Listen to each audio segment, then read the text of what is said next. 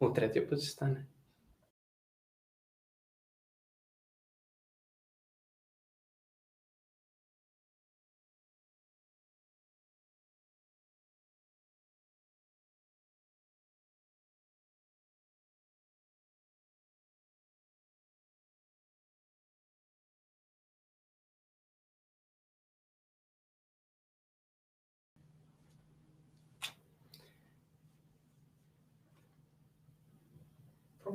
Okay, problem. Hello and welcome, everyone, to our next edition of the Burnout Talks, which is labeled the Roads to Burnout. We're sorry about the delay. We were experiencing some minor technical issues, but we are already live. So hope you enjoy the discussion. At the beginning, I would like to encourage you to actively participate. We have the feedback form, and you can comment if you have any questions for us, for me, and for my guest. And we would like to address it at the end of our conversation, and to have a chance to exchange with you as well. So I would like to present our guest tonight, Dr. Julika Novkova. Hello and welcome. Hi, thanks for having me here. It's the first and last time I'm addressing you with your academic title, or else I'm getting in trouble. You already warned me for that. Just a brief information about you. Dr. Novkova is a PhD in organizational psychology. She's also a personal and business psychologist, also executive trainer, business consultant, and professional with over 10 years of experience in the field. Welcome again. Hi, and thanks. And wow, that was scary when you put it that way. But thanks for having me here. The pleasure is very mine. Thank you. Fantastic, great. We in our previous discussion, we titled this evening's topic as Roads to Burnout. Just because we wanted to discuss different paths that people go, whether being individual or on an organizational level, that can lead to the burnout. So I would like to start with maybe on the individual level first. Okay. In your experience, what are the main factors in maybe on the level of the person in terms of way of thinking or approach towards work or towards their career that can lead to burnout? First of all, thank you for having me discussing with you, especially this problem. It is a very important perspective to include psychological strategies and instruments in terms of burnout prevention. And my role here is to talk about the prevention. I am no therapist, so I help people understand how to change their typical behaviors, mindset, and what they do that at the end will bring them to that undesired result, which we all recognize as burnout. Mm-hmm. But let's start at the earlier stage. Why burning out is so devastating condition that we, healthcare providers and workers in organizations focused on human well-being, are concerned about. Mm-hmm. A couple of years ago, World Health Organization described burnout as syndrome that occurs only in organizational setting.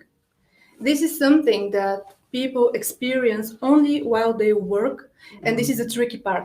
Yes. In particular organization.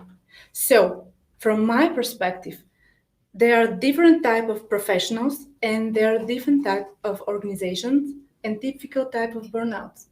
So that's why I'm using this systematic approach when we talk about burnout. And in my story, everyone's story matters. You matter, your perception, your perspective, you shape your professional self, you remodel the way you do what you do for a living, and you can either burn with bright and shiny flame, or you can burn out. And my job is to keep that flame, helping you feel that you're talented, devoted, passionate about your job without burning out. So, in the very individual level, I told you about the construct of self and the authentic self. Mm-hmm. So if you would like, we can address this using the construct about the authenticity. Mm-hmm. What is to be authentic when it comes to psychology? Hmm. It means that what you do reflects in a very natural for your perception way what you really think and what you really feel about your behavior and your reactions. For the other people, outcome is that they feel these consistent, coherent reactions of you Mm. from you, and it is in not ambivalent, but very, very familiar in time way that you react, talk, feel, express something that we all perceive as just you, yourself. Yeah. So, how people burn at their workplace and why they can bring back the subjective perceptions about their self using their authenticity. Hmm. This is not an easy task, and we again apply this systematic approach. We have to understand what's the mindset, why people need to focus and remodel the way they perceive their self in terms of personal life, professional life, and other aspects. But again, there is no one fit all solutions, there are Yeah. no recipes. The only important thing is that if you always put your professional self before your personal needs, if your personal and organizational goals are more important for you on a daily basis, and you put those needs before your other needs as Mm. human being, such as interests, hobbies, social network, everything that makes you happy, feel satisfied and alive. Relationships. Yeah, Yeah. relate everything. Mm. And because every person has its own story, as I said, you have to understand what you do, how you do that, and you have to estimate the risk because we are talking about the risks here in terms of prevention. Mm. So there are many different types of roads, but on this individual level, all of them starts with you, the way you think about yourself and your professional self. Hmm.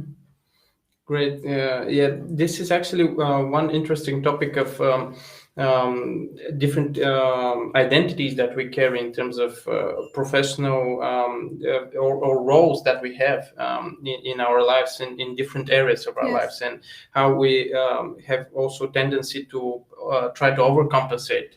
That's about my next. Bring me about my next question. In terms of what is stopping us from expressing this authentic selves of ours. In your experience, what are the main factors? Is it fear? Is it fear of rejection, of fear of suffering, maybe, or I don't know. Okay. It That is are a reasonable limit. question, Yeah, you yeah, yeah. know? You're trying now to figure it out. Mm-hmm. I'm trying to do that all the time with all my clients Mm-hmm. because human mind is like Rubik's Cube. Mm-hmm. You can't just use a simple mathematical approach when it comes to people's mind. Of course, it is a simple metaphor to help you understand what you're doing here. You have in unique movements. You can resolve your cube in different formulas. You can you can enjoy speed solving. You can have preferences for Rubik's cube with 3 layers or 12 layers. It is a part of that we have some sort of free will, but it's also partially because we are human beings, and in terms of our bodies and our minds, we have limitations. So why we can't express ourselves and what we perceive as us without those feelings that you were talking about? I can add to this on the plate not only emotions but hurting feelings and hurting thoughts that we have about ourselves, the habits of think in a hurtful manner. This is also another layer that we have to resolve first of all. And then another layer, expectations and values, and you can go deeper or you can observe more superficial aspects, but most of all, at some point, there is no single answer to the question why people do things that they do. And basically, applied psychology is trying to help people understand in the very context of their personal stories, their personal lives. You don't have to be an expert on solving my Rubik's Cube. You have to be good enough at yours and maybe helping other people around you to restore this communication on the group level, which is the second layer we were discussing when we are talking about the burnout itself. So, how to express yourself? First of all, you need to clean all the noise. If I have to draw a line that is typical and more common in different people, Mm. maybe it's the noise. And what I call noise is everything, every product of your culture, your society, your Mm. organization that you adopt and acquired and absorb while developing your understanding and perceptions about yourself. And I have to stress this very clear now that we don't have overall control over our bodies, minds, reactions, emotions. We do have at some point perceptions about some Mm. form of control. Some people can't express that free will and can't modify their behavior without external instruments, such as my practitioner job is oriented or instruments. See, you Mhm. need some help that will help you see your internal aspects in a more objective manner. Mhm. And Mhm. because you have difficulties to realize what's going on, you need a lot of help during your lifetime.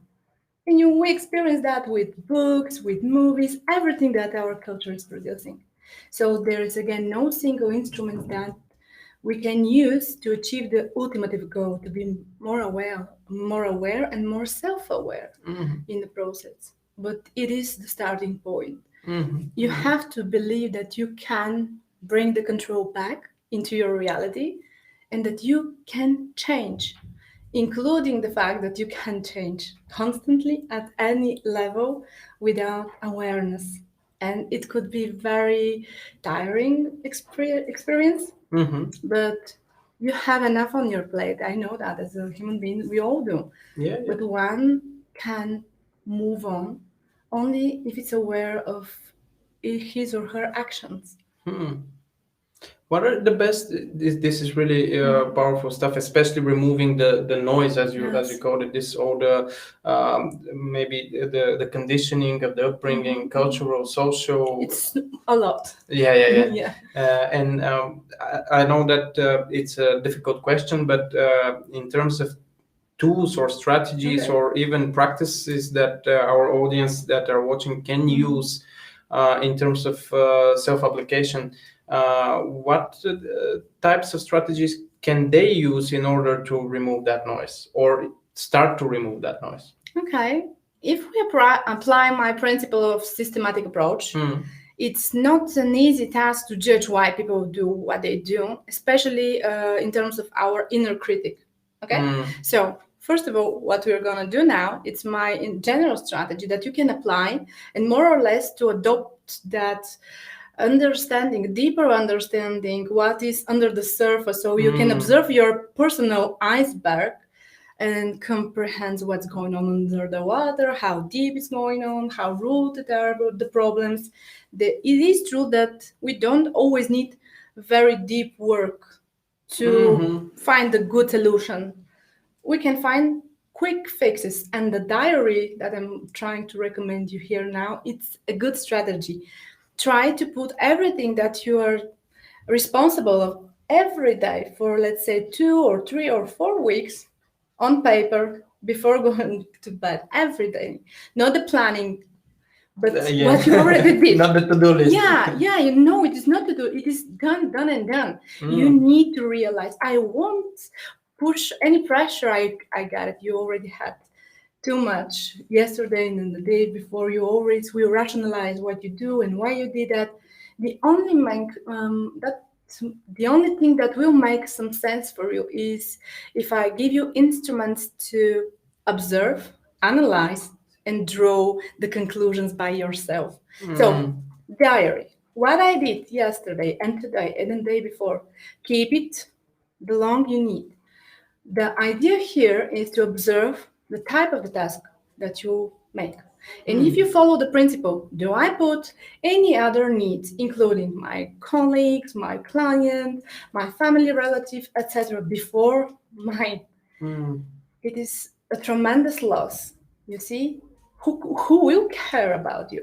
And it is devastating for especially for mompreneurs or mother who create themselves. Yeah, it is a good way to express Mompreneurs, how yeah. they live. Yeah, they Mhm. have different type of duties and they're constantly tired, and sometimes it takes lots of time for them to quite understand that the only aspect of their life that they're constantly lacking to take care of is their self, Hmm. including their body. They don't have proper sleep, proper nutrition, proper supplements. They don't go to the doctor on time, even if they feel some pain, physical or emotional, and they're trying to cope with everything by themselves. So they don't have social connections and social Mm. support because they're trying to do everything to deliver every good solution that they're capable of today and now for the others.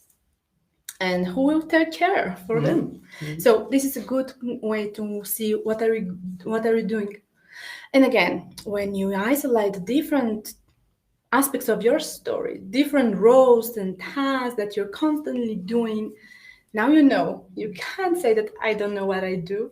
You know, and you can try to find instruments that are applicable to your personal story. And again, use systematic approach. Mm. In organizational term, you will find one type of instruments and approaches to solve that. And the key words there is communication. At home, it could be something different. But basically, what do you need to continue be productive, effective, happy, creative, a living person, human being, not only some computing machine that produce outcomes that we are paid for to achieve something or to buy Mm. something. It can be good, but again, no criticism. There are some Of course. moments Yeah, in yeah. people's life where working and putting professional self, it's important. It is a personal story, such as recovering from trauma or tremendous loss. It is Mm. the only reason for those people to wake up, go outside, and do something meaningful while trying to cope and absorb the suffering and the pain. So you can't judge the book by its cover, and systematic approach and altruism could help you understand why these people constantly and in a very conscious manner putting their professional self and social engagements before their personal needs. But this is the road, this is the starting point. And then, depending on your personal story and what you have on your plate, you can see the branches. So there is no single solution, Yeah. but they are principle. And I'll try today to make them as simple as we can, the most simple manner. Great. So the diary is the first step, but remember, it's not a to-do list. It's No. more of a reflection diary in order to catch and observe your actions, your thoughts, and maybe it's best actually to go through documenting all the things that you do, and then maybe try to revisit why. Now you you're did it. starting to see my perspective. Yeah. Again, in terms of the diaries, there are people who are tending to plan, reanalyze, go through every single step and trying to find the meaning. Those people can either find better fixes and fast solutions, or either be paralyzed by the information and absolutely unclear strategy that they don't have, but they have to start to implement from tomorrow. And on the other side are people who won't be that devoted and don't do that every day. So again, it depends on the personality, the relevance, and commitment that they would like to express. For example, it is easiest for the people who already have the habit to put everything on diary, but they didn't have the quiet space that such an instrument as diary can create into them, removing the noises that will help them observe. And they say, okay, I didn't really learn.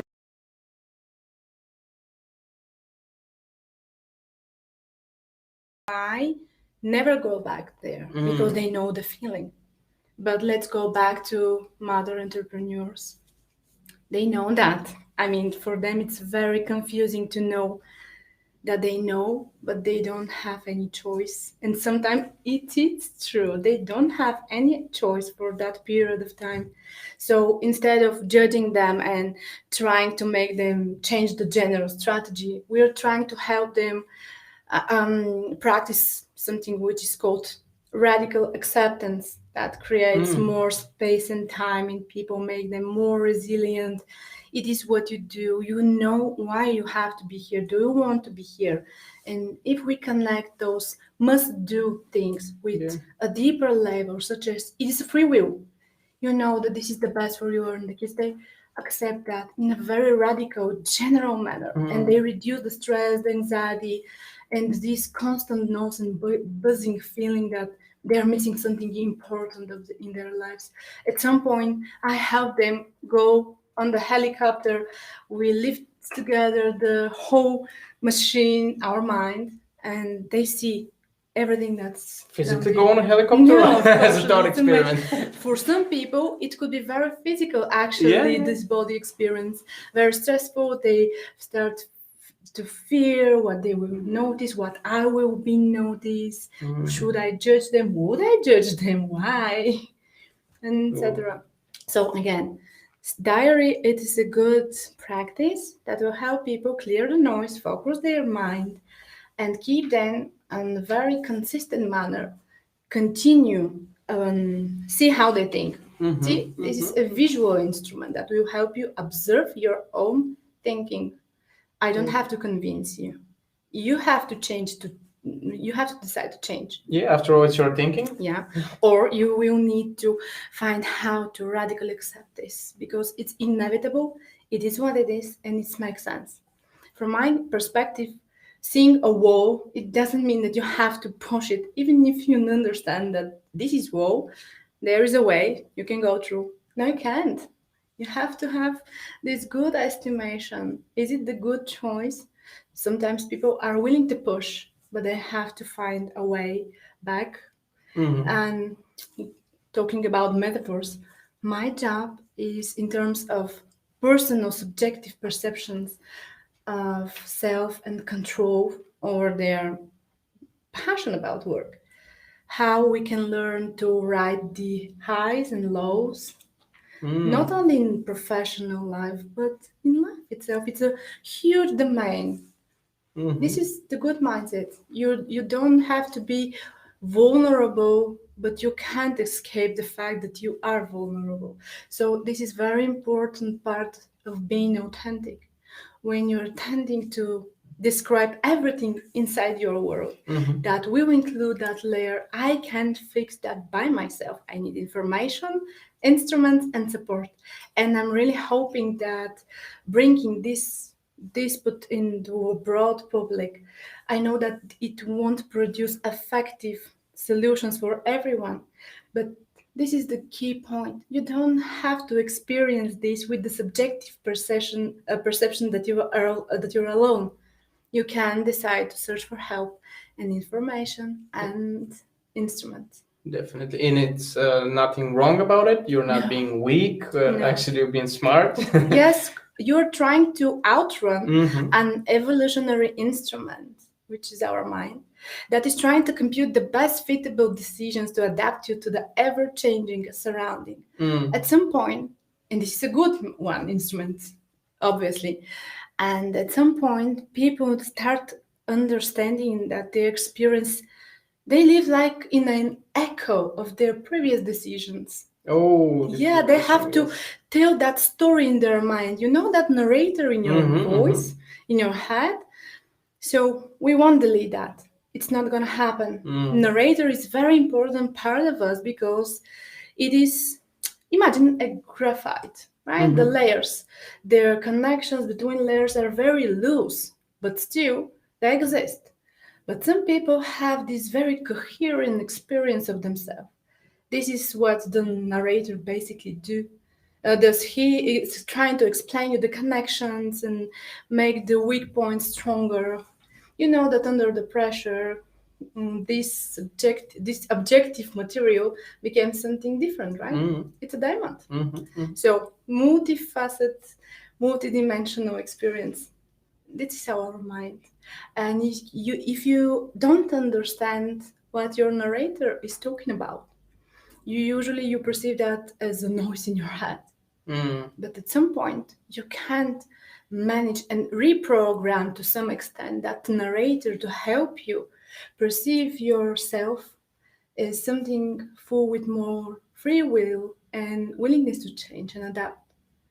And this is important part because if you perceive in your working settings that you don't have control, you can imagine your narrator what will explain you that you don't have any choice. And this will put you in one position, bringing back the ownership over your own story, empowering people to understand that even if the case is like that, you still have this radical acceptance strategy or some small changes in the way you value things or the way you think things or emotionally coping strategies. Everything can be changed. And even a small, insignificant and first place change can break the snowball effect, eventually helping you tell a different story in your head. And this will help you produce different reactions, and they will be visible for every other people who observe your reactions. But at some point, if you have this authentic self, this coherence of your behaviors, coherence of your internal experience, coherence in your emotions, the outcome always going to be okay. You're still you. You're changing, but in a beautiful way, which is good and helps people adapt and produce more of this rewarded, socially rewarded behavior. And it's also the change is the only permanent or the only constant. Yes. And so it is part of life. It's nothing wrong about it. Although it may seem challenging, difficult, or scary, it is a part of life, and it's necessary in order to move forward, because after all, growth is change. You cannot grow without changing. It's true. More interesting about that, for me, is the fact that it is not fair and it is a great inequality that not all the people have the same capacity, cognitive capacity, to achieve such a tremendous internal shape that will produce another behavioral change.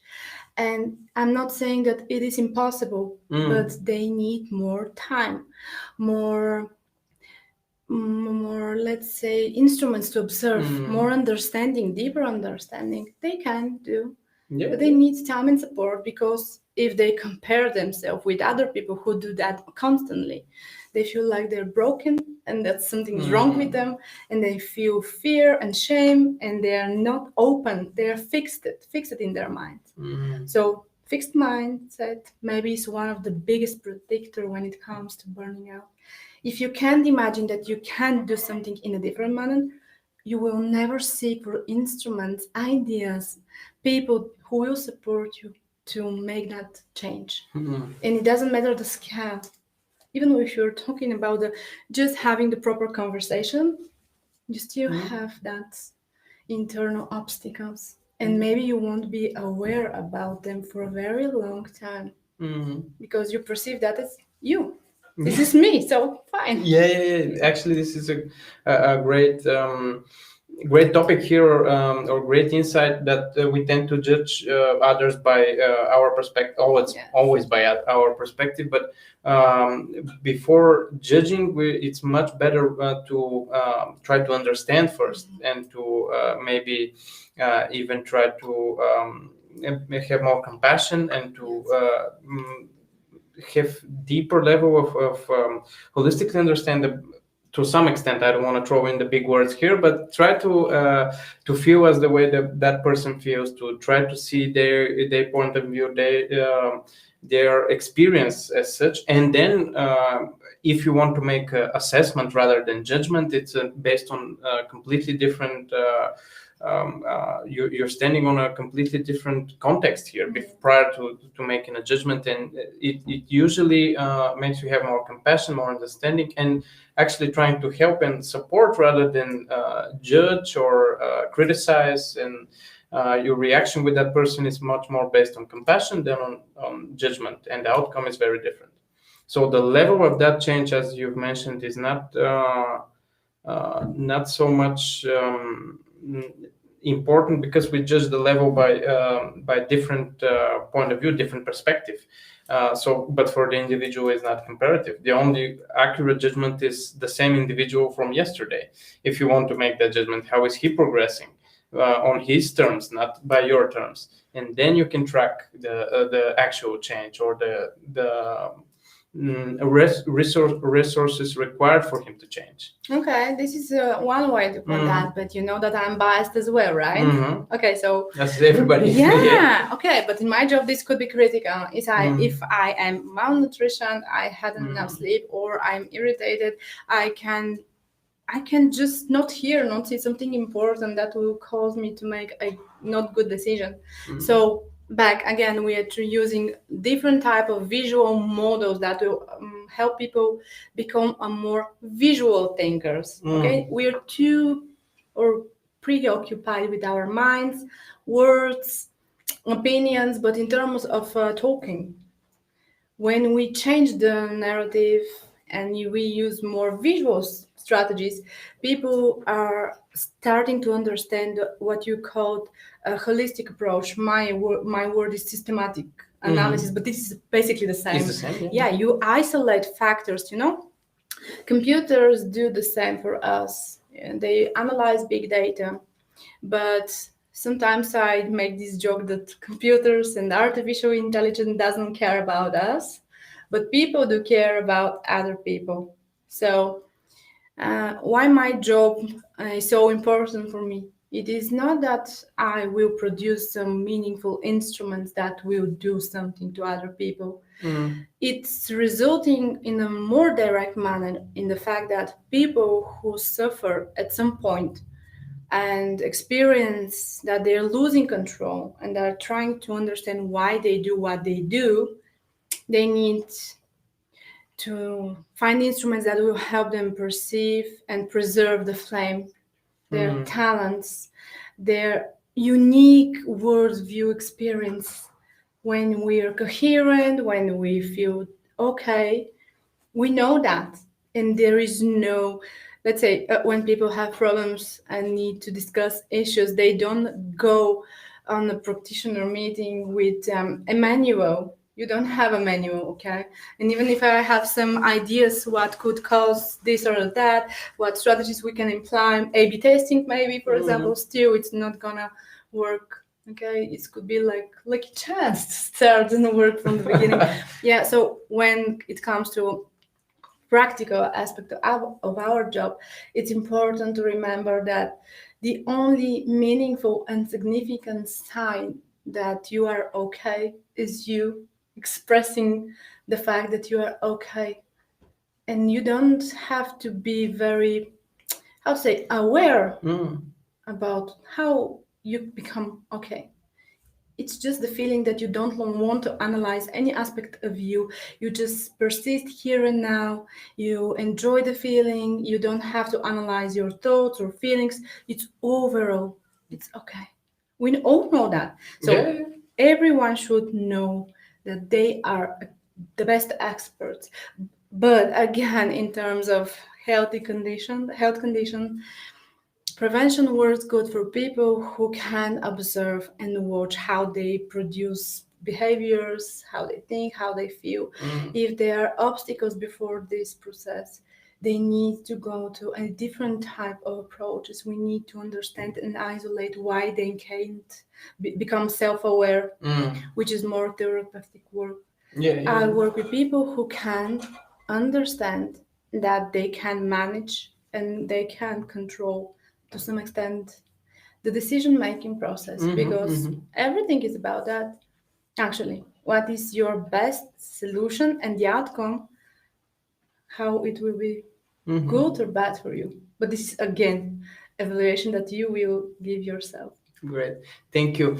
Moving on now, we have some questions from our audience. I would first of all, thanks to everyone who is addressing the questions, but I want to encourage again, if you have that something you want to ask us, you can type it in the comments. So starting with the first question, what is a good strategy for developing compassion? Ooh, a big one.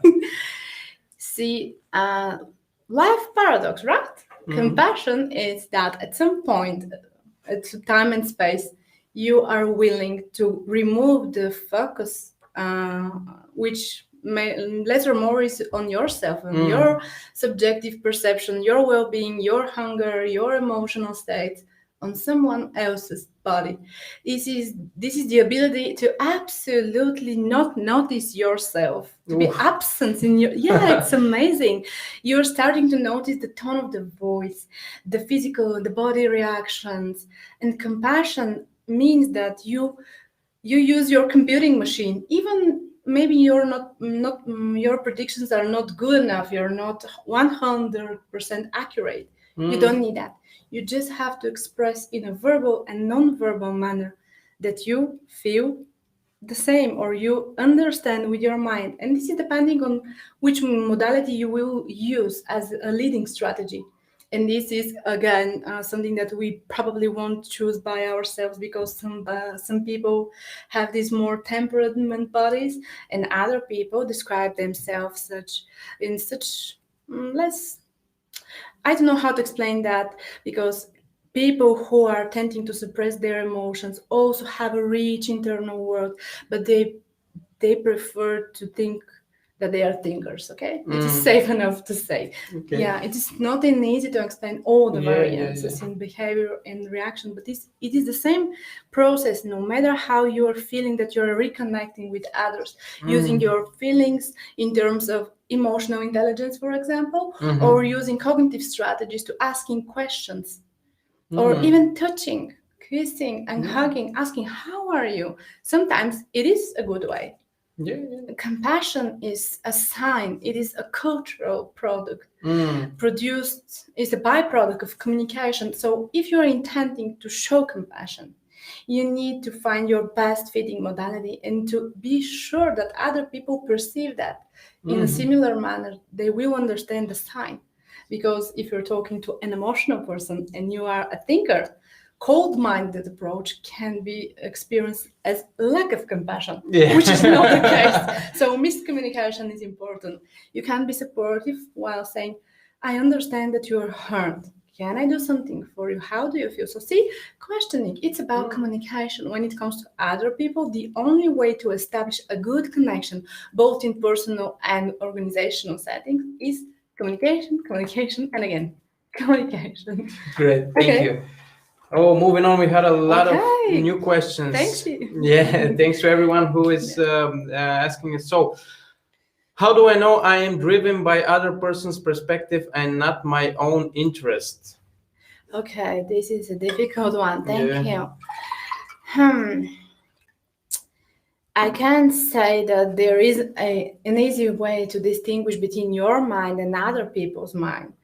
Sometimes you can understand that if you are expecting someone to react in some way and you're starting to analyzing it over and thinking, but in terms of other people's reactions, feelings, thoughts, maybe you have to stop. So the basic principle, again, this is not an instrument actual, but it could be used as an instrument. It's a principle.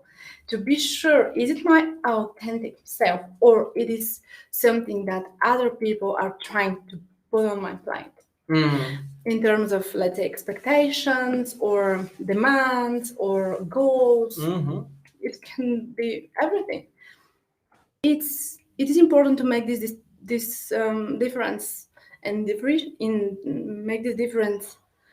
Is this me or is the other? What I'm thinking about, my strategy, my reaction, my outcome, or others. See, often we're hiding from ourselves, actually, about our intentions, interests, excusing ourselves from doing or not doing a thing in terms of expectations, what other people will do or produce.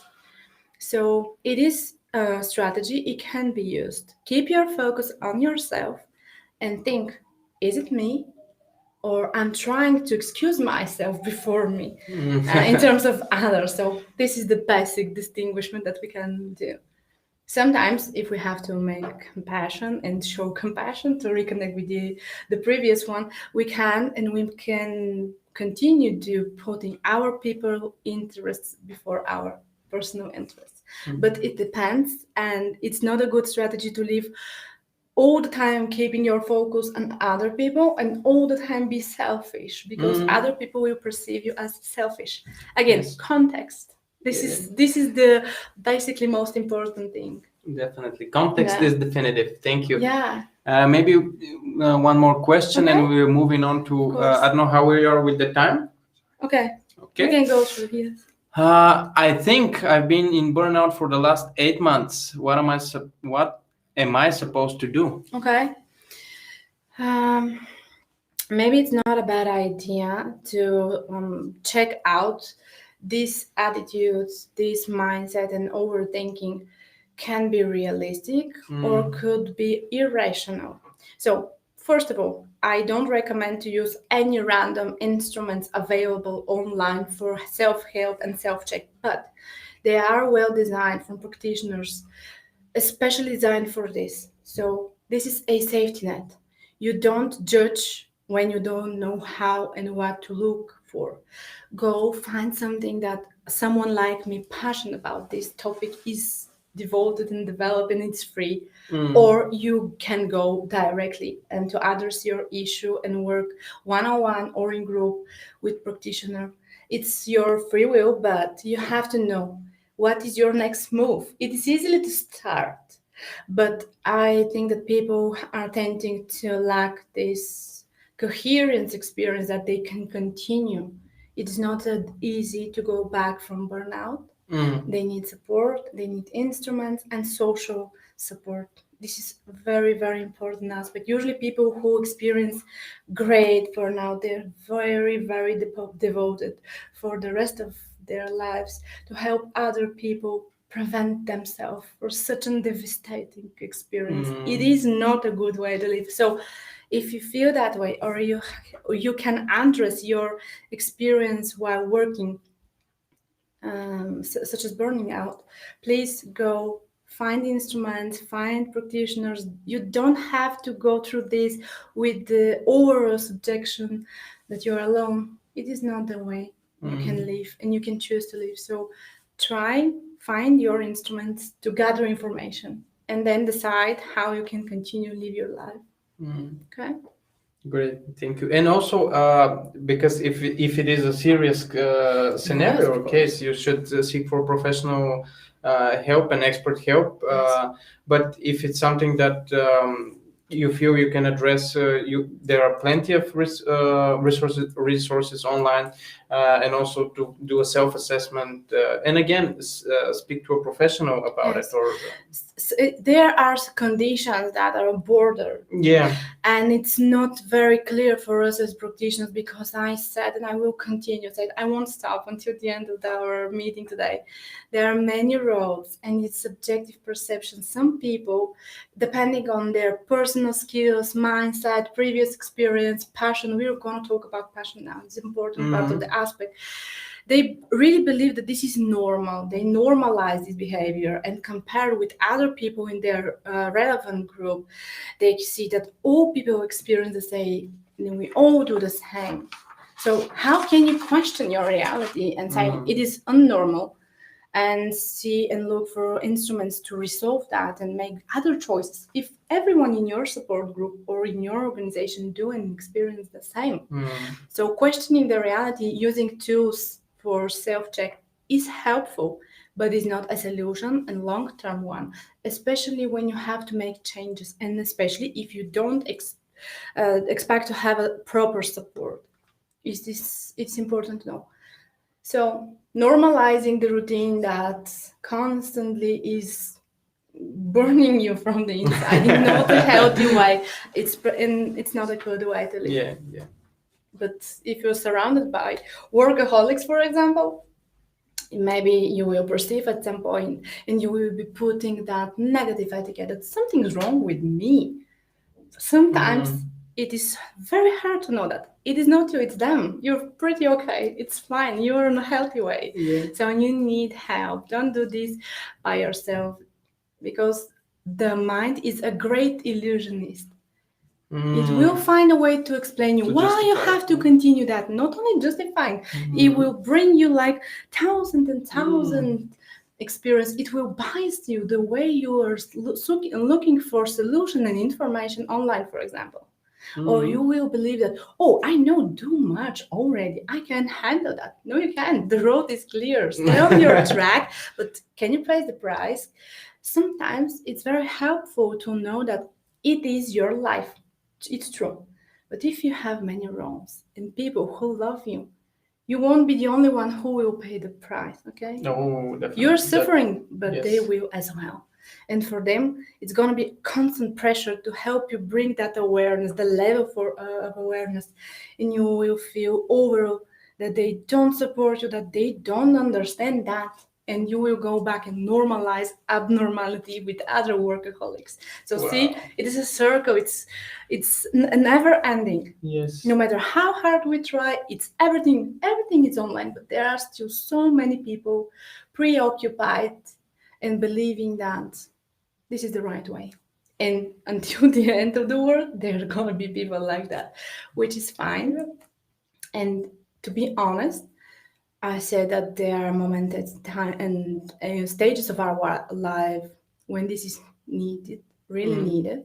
But also, we all benefit as humankind from products and services and goods that those people produce. So this is not a good way to poke and say, no, this is not okay. But if you feel that abnormality, remember, you're the best experts of okay, I'm okay. If you feel that abnormality and it is the new normal for you, you can unnormalize that. But you have to stop, take a step back, think about the consequences and the price, find information, find the instruments, and then decide. You already know how people burn. It is pretty much obvious. Yeah, it's not need. Maybe it's not advisable for you to go out and check it for yourself or test it for yourself. It is already proven that it's the same way. If you do, and this is the best part of my job. I stand on the shoulder of giants. I don't have to find the eureka moment by myself, but I only can enjoy. And as an applied psychologist, I can show people research, show the data, or which is my best part. I do care for people to have that ownership. I just pinpoint the keywords and say, Google them, find the best sources you can, go into my shoes, find out. You will find out. And this is especially very moment when they realize that based on their perceptions and subjective well-being, they will find good strategies that will be like experience like, oh, I have that. I want to do that. I would like to try these juice. So there is a huge commitment. They really are involved. They're inspired to change. I don't have to force them. People express their subjective perception of free will, which is amazing. Nice. And speaking of, because we mentioned that we're going into the normal, I would like to start with a quote actually here from the cognitive therapy. And not so much of a quote, but maybe a common phrase that every in the abnormal situation, the abnormal behavior is actually normal. Yes. So, as bringing you back to the example you gave with the workaholics, if you have abnormal behavior there in a abnormal situation or work environment, it's actually normal for you to be abnormal or abnormal. Absolutely. Yeah. Sometimes I use this strategy described by the bigger minds that key points for you to decide whether this is normal or abnormal working process, depending on your perception of authentic self. See how much if conditions we already put, and I'm not even starting the essence.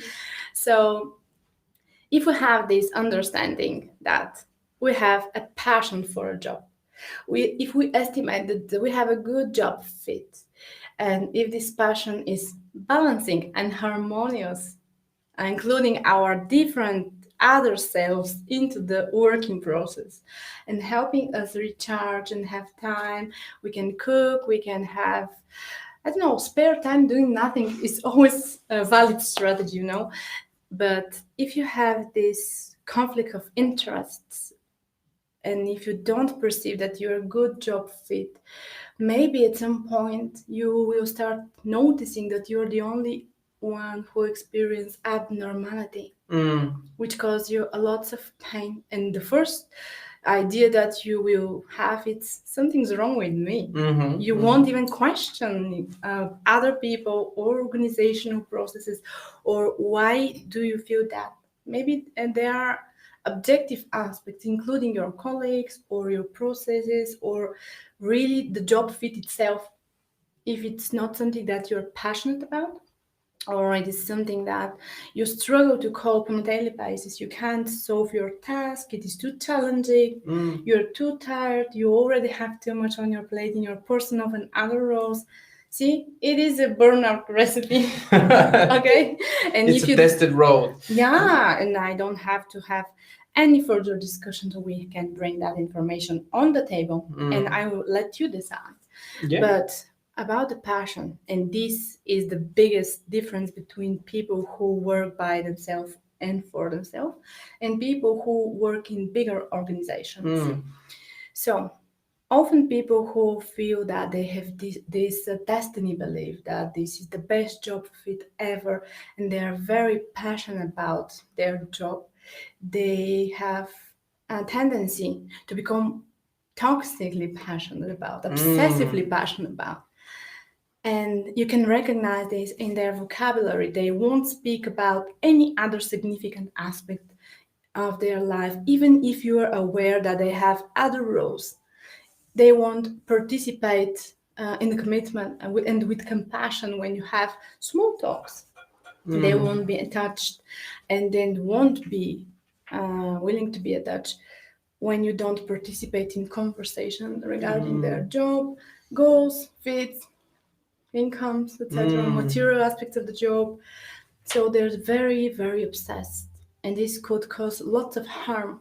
So being too passionate with your dream job could cause you burning out. And if you have to use some strategy, maybe it's not that bad to use the diary from the beginning of our conversation to estimate how passionate about your job is you exactly, and is it a good thing or bad. But again, personal story. If you're recovering from burnout, having this passion and this flame again, it's not a bad thing. It makes you feel sense. Now all your suffering, it's making sense. Okay? So sometimes it's about love, or sometimes it's about meaning of life. Put it in the context that you prefer. But the overall outcome is that this flame that we're trying here to start in people with instruments that enhance their creativity, innovativeness, agility, developing flexible minds, open hearts, compassion, empathy, and altruism. If you become too passionate, it can be obsessive, and you will eventually burn out. And you will know that, you will notice that, but you will continuously and you'll be very dedicated to do what you decide that this is the right thing to do, because you have the passion and this destiny belief that you have to do that. And people who don't recover from burnout using proper instruments and strategy are tending to not understand how their mindset is leading them to do the same mistake over and over again.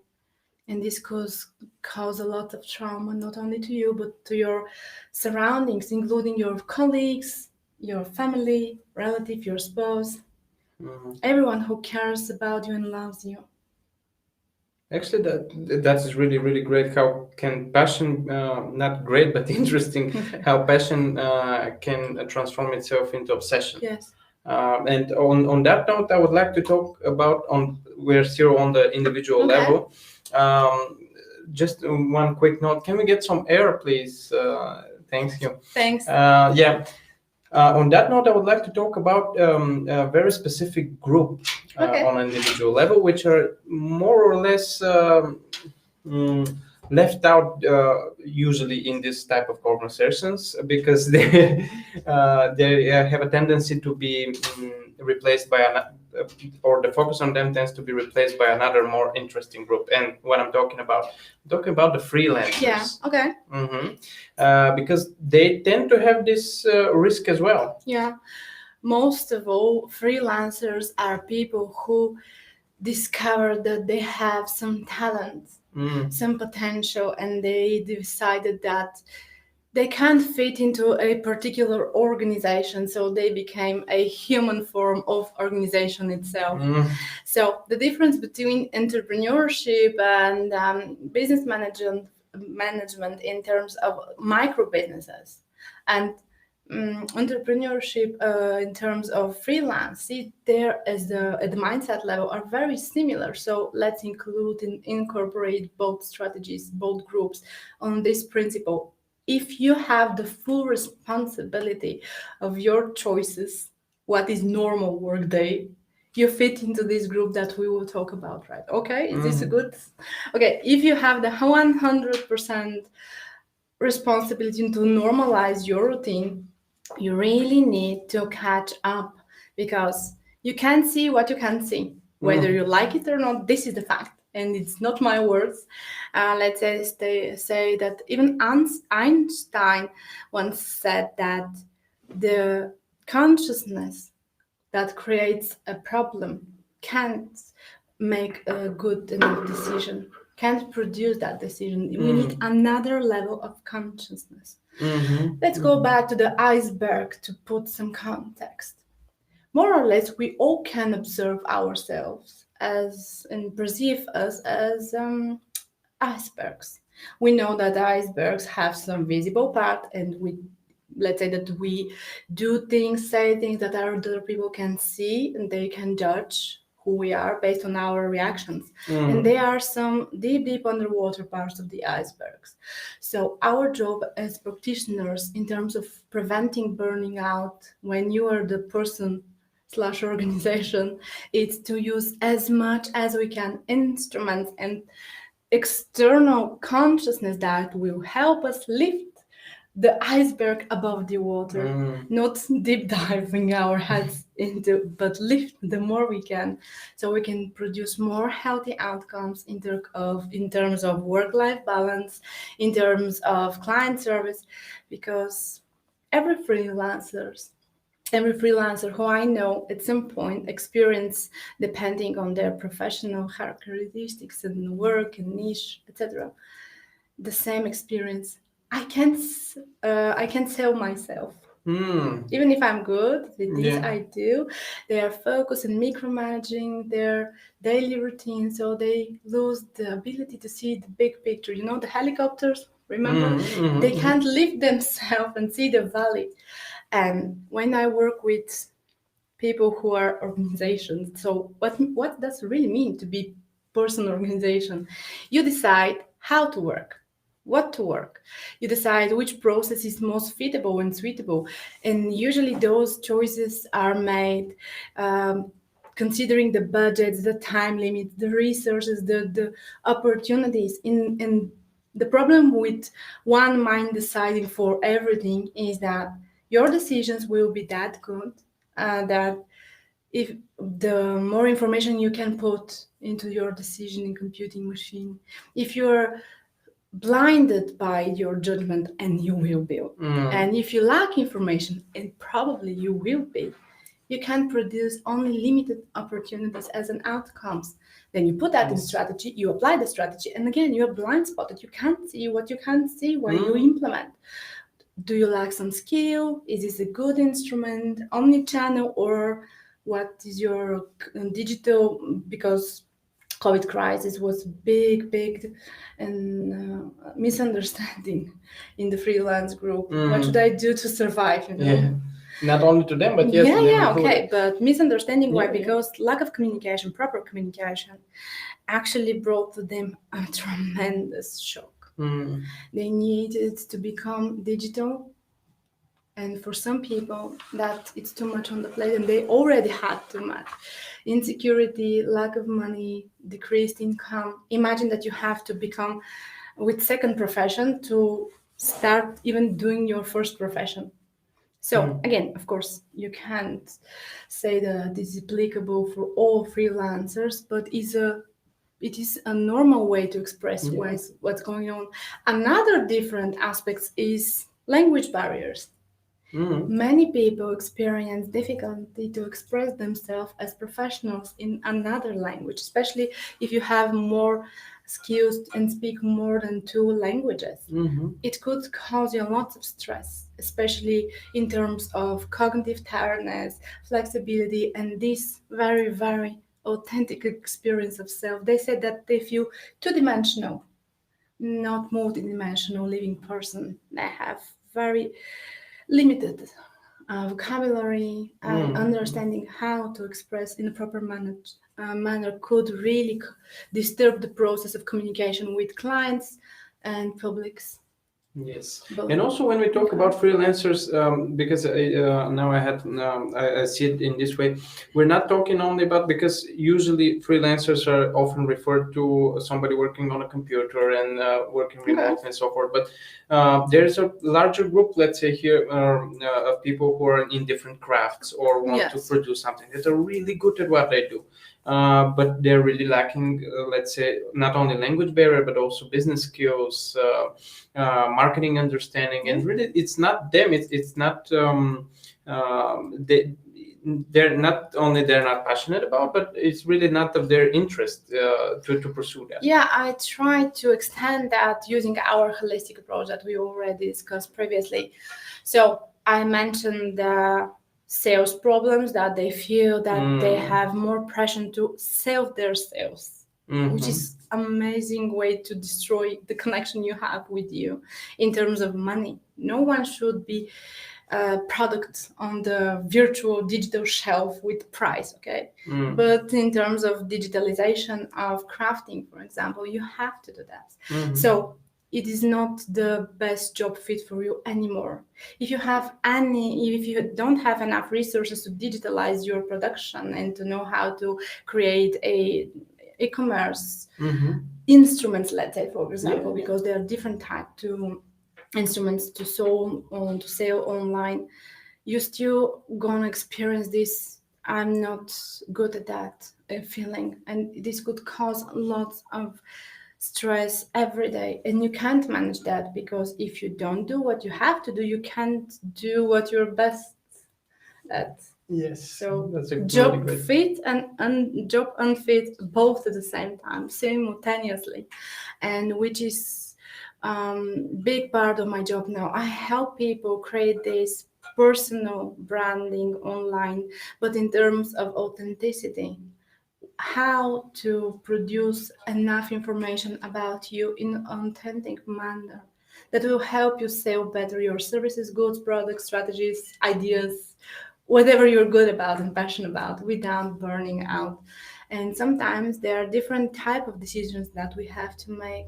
You can either learn and take a leave and find some other strategies for economical growth, or we can delegate, which could cause us to diminish our living strategies and our income for a very long time, unpredictably how long, which is not also the good aspect of the reality.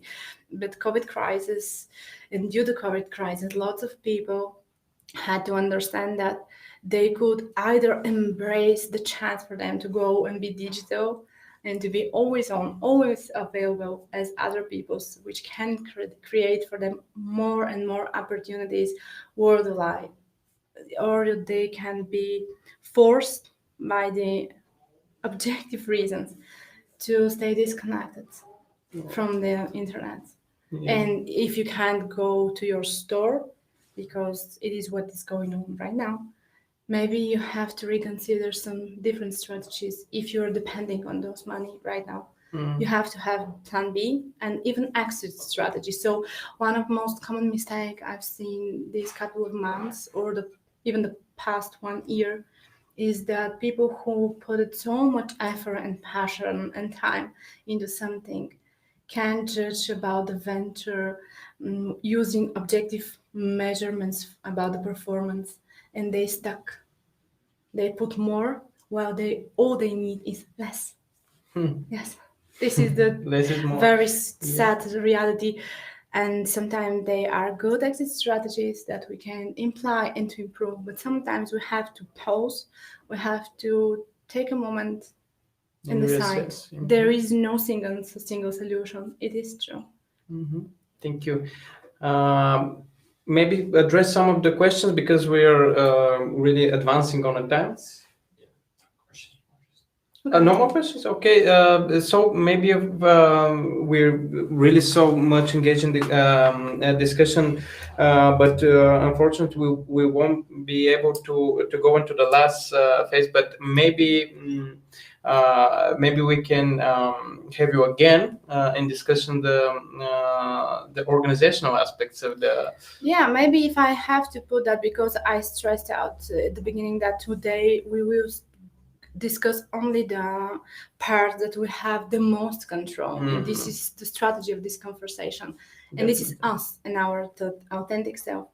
In terms of working process, when we have to communicate with others that something is wrong and it's causing us constant stress that we can't cope with using typical strategies, no matter how hard you try, you even if you work with practitioners, if you have to understand, at some point it's pretty obvious that it is not you, it's them or the organizational process itself.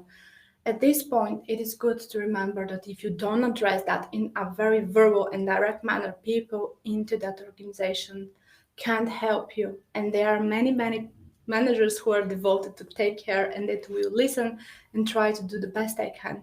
But it is your responsibility to address that on time in a very, let's say, communicative manner, okay? Not complaining, but explaining why.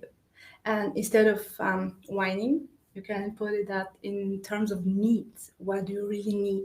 Because if you know what causes you um, this inability to cope, probably you're refusing to give yourself something very important for a very long time, and you have to change that.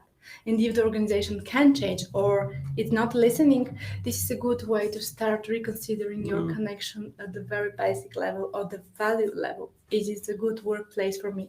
Again, there is no unifying strategy, but this is important to be sure that you are aware about your authentic self and your needs, to address those needs in working conditions, and to be heard and to be sure that they heard you. And then it is not your ball anymore, it is in their um, playground, and you have to wait and you have to make your decision based on their previous decisions about you and your communication output.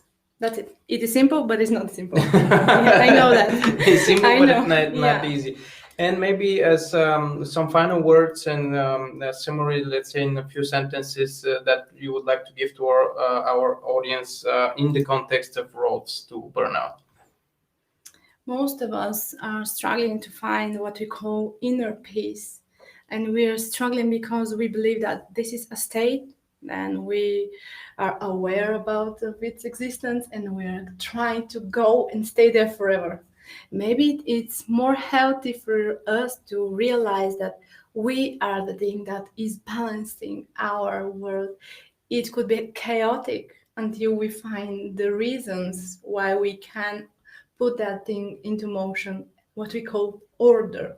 You need a observing consciousness that create patterns in the house, creating from this chaotic experience something coherent, experienced subjectively as self. So embrace your chaos, find the patterns that makes you feel that you are yourself, and try to stick with that.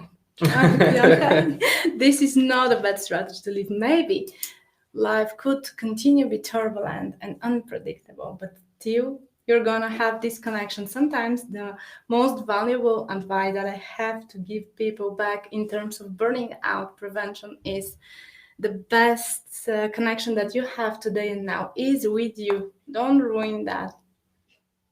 Just keep that safe. You're the best safety net for you. Great. Thank you so much, and thanks for everyone who was with us tonight. Hopefully, you've enjoyed the discussion, and if you find it interesting, please don't just be passively entertained by it, as I would like to say, but take some proactive action on it.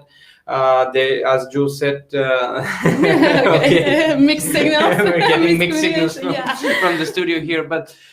As Jules said, take proactive steps. There are plenty of resources online. Actually, here we at the DigiBurn have a self-assessment questionnaire that you can take online, which was again developed by professionals. It's not something that we just put together. Developed by professionals. Very soon we're gonna have the updated version, which will give you some feedback and results on whether or not you're at risk, at what stage or at what percentage of risk you are, what steps can you take, and so forth. So until that happens, you can take the first test right now, which it's very, very valuable for self-evaluation and gives you a way of thinking and addressing those areas that can be used as risk factors of the burnout syndrome. Thanks again for watching. Links and information about Jules can be found on the links below after we upload the video. Thank you so much for being our guest and sharing your experience and your expert knowledge with us. I hope I'm sure it will be valuable and it was valuable for people watching. Thanks for having me here today. It was my great pleasure. And I really would like to say something small for our end of discussion. Enjoy your life. Okay? Just enjoy it, embrace it and enjoy it. Fantastic 2 words. Enjoy the good parts, bad parts, and every radical acceptance, right? Radical acceptance. Thank you so much. Thank you for the questions.